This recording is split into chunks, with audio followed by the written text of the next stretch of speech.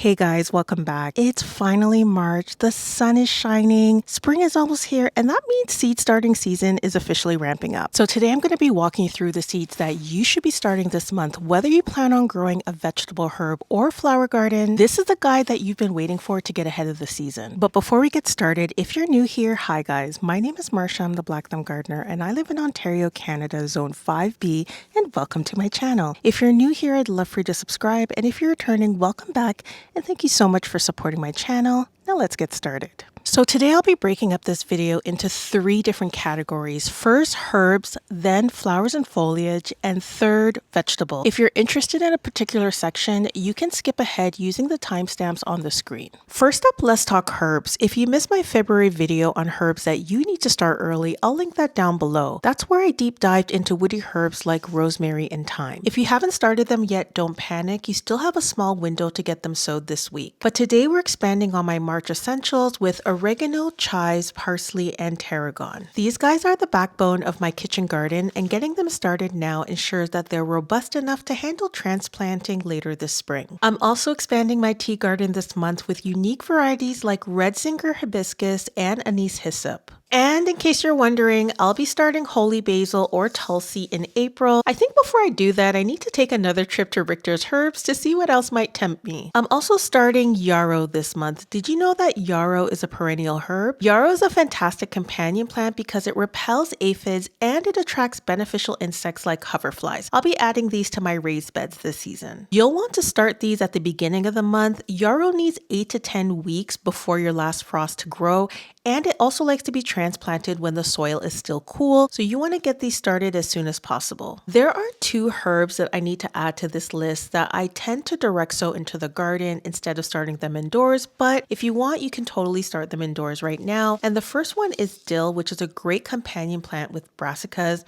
I usually direct sow them alongside my brassicas when I plant them in the spring. And the second one on the list is cilantro. Now, cilantro loves a cold, but I like to direct sow this in early spring, but you can totally get it started now and transplant it into the garden in the next month. Now let's move on to flowers and foliage. March is a massive month for ornamentals. I find it easiest to break this down into 2 categories. The first is cold hardy and the second are heat lovers. Let's head outside for our cold hardy varieties. So we're starting off with dianthus and then sweet peas. These guys are garden staples. I love growing dianthus in containers, and you want to get these guys started at the beginning of the month because they need 8 to 10 weeks to grow before your last frost. For my sweet peas, while you can direct sow them, I personally like to get them started indoors and transplant them into the garden in April, right around the time when my onions go out. My last frost date is May 5th, so I'm going to be planting these about 3 to 4 weeks before my last frost in the garden,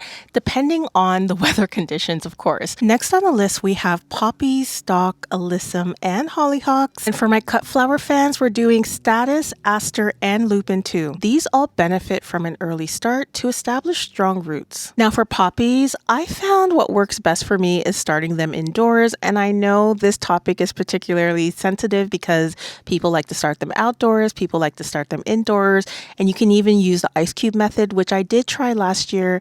It just didn't work out for me that well, so I'm going to stick with what works, which is starting them indoors. And don't forget snapdragons. These guys have a long growing window, and ideally you want to get them started in February, especially if you plan on pinching them. You can still get them started now. There are so many varieties out there bred for spring and summer bloom, so getting them started today ensures that you have plenty of flowers blooming throughout the season. Next are the heat lovers. These guys won't go outside until it's consistently warm, but we want to get them started in March so that they're substantial enough in size so that they're blooming as soon as summer hits. This list includes cosmos, marigolds, and Tithonia Mexican torch, which the pollinators absolutely love. We're also starting strawflower, echinops, petunias, celosia, lobelia, and butterfly milkweed. For petunias, I would get them started right away because they need at least 8 to 10 weeks to grow before your last frost. I'm really excited this year to grow a new variety I got from West Coast Seed called Dreams Apple Blossom. This is definitely going to be a stunner in my containers. And don't forget the foliage. Flowers need a backdrop to really pop, especially if you're building containers. This month I'm starting Dusty Miller for that silvery texture, Coleus for that deep color, and and heuchera or coral bells. Getting these started now ensures sturdy plants that are ready to transplant after frost. Now for the part most of you are here for, the veggies. First are the heat seekers. If you saw my last video, you would know that I already got my peppers started,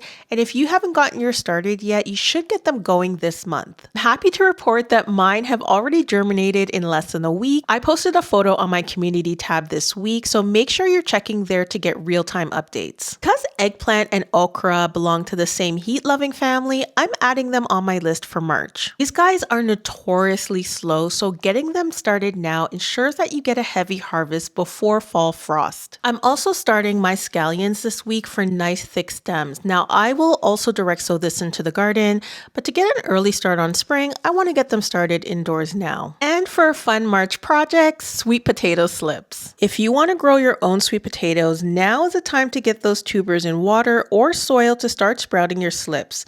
It's a lengthy process, but it's so rewarding. Lastly, we have two heavy hitter groups, brassicas and tomatoes. For brassicas like cabbage, broccoli, cauliflower, and kale, I'll be deep diving into the varieties I'm growing this year and how you can double your harvest this season. Since we'll be transplanting our brassicas in April, March is the time to get started. So stay tuned and don't forget to hit the notification bell to see that video. As for tomatoes, I know it's really tempting, guys, to get them started today, but I'm holding off until the very end of March. I'll be doing a special video on growing tomatoes for a small space garden, so if you're limited on space, you definitely don't want to miss that. And that's my list for March, guys. It feels like a lot of seeds that we're going to be starting this month, but honestly, guys, getting these all started now is the difference between a struggling or a productive garden. But before you go, if you're interested in seeing everything I'm doing this month in my grow room, I have a March Mayhem Shorts playlist where you can see exactly what's happening every single day. Let me know in the comments, what is one seed that you're getting started this month that you're excited about? If you found this list helpful, please give this video a thumbs up. It really helps my channel and lets me know that you're really enjoying my cold climate guides. Don't forget to subscribe and hit that notification bell so you don't miss the next video.